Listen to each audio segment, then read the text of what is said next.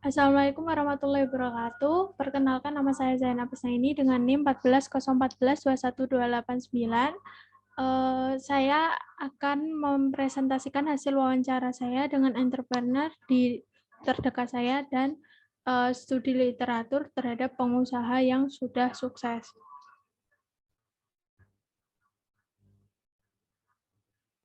Ini adalah bukti wawancara saya kepada Mbak Ririn di usahanya yang bernama Geprek Nampol. Kemudian ini adalah hasil wawancara saya kepada Mbak Ririn selaku pemilik usaha Geprek Nampol. Cara memulai usaha baru, usaha ini sudah dilakukan sejak tahun 2016.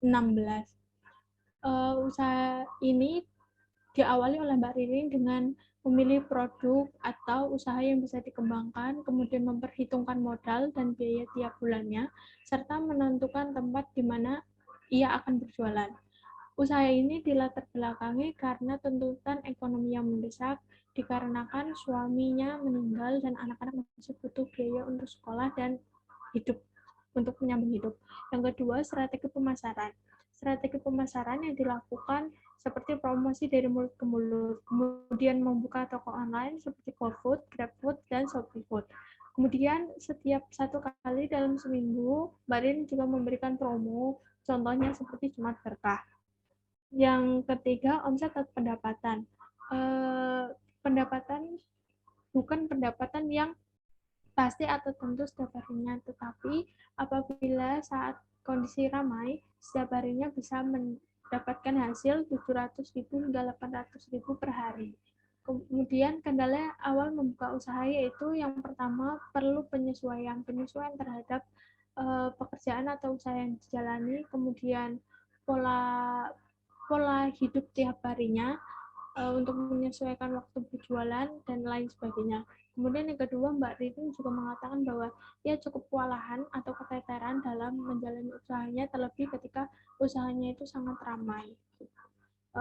Yang ketiga, terkadang pembeli juga memilih dalam pelayanan karena pembeli cenderung lebih memilih dilayani langsung oleh Mbak Ririn daripada karyawannya. Kemudian yang kelima, saran atau memulai usaha. Yang pertama, mengikuti perkembangan zaman. Kemudian mengadakan promo. Selain itu juga Mbak Rina mengatakan untuk harus tetap telaten dan bersyukur terhadap setiap prosesnya. Kemudian yang ketiga, Mardigu Wowi Prasantyo atau Busman Mardigu adalah tokoh pengusaha yang ingin saya lakukan studi literaturnya. Yang pertama, cara beliau memulai usaha, yaitu beliau memberikan tips bagaimana beliau memulai usaha, yaitu dengan cara berani memulai. Kemudian melakukan segera atas niat yang sudah ada. Kemudian 3, kuasai detail usaha. Jadi dalam memulai usaha kita harus mendetailkan, spesifikasi usaha yang akan kita buat. Kemudian beri perbedaan, yaitu kita harus memberikan inovasi dan kreativitas atas usaha yang kita lakukan terhadap usaha yang sudah ada. Yang terakhir, pasrah dan doa. Yang kedua, perkembangan atau eksistensinya.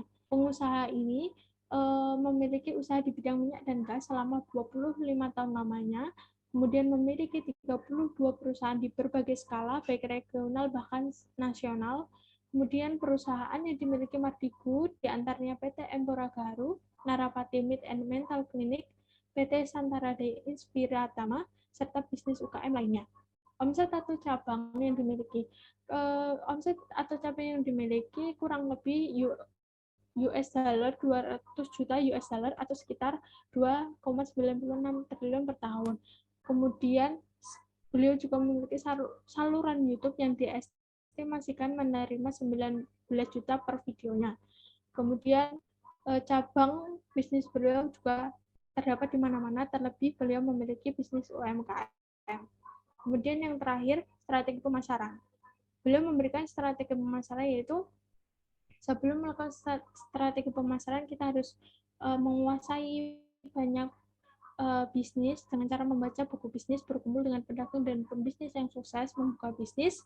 Kemudian strategi pemasarannya mencari investor yang sesuai lakukan push marketing dengan WA, Facebook, Twitter, Instagram, dan lain sebagainya, kemudian melakukan Robinhood system. Sekian presentasi dari saya. Wassalamualaikum warahmatullahi wabarakatuh.